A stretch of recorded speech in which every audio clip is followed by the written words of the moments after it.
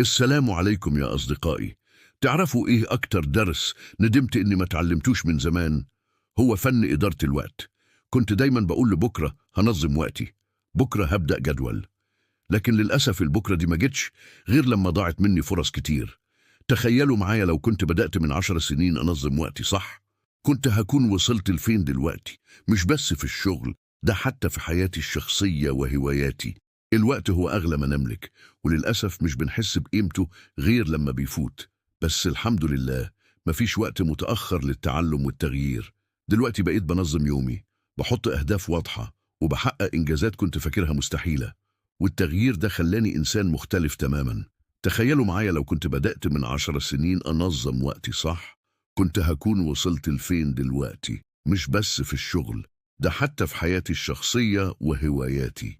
الوقت هو أغلى ما نملك، وللأسف مش بنحس بقيمته غير لما بيفوت. بس الحمد لله مفيش وقت متأخر للتعلم والتغيير.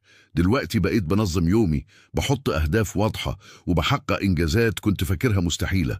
والتغيير ده خلاني إنسان مختلف تماما.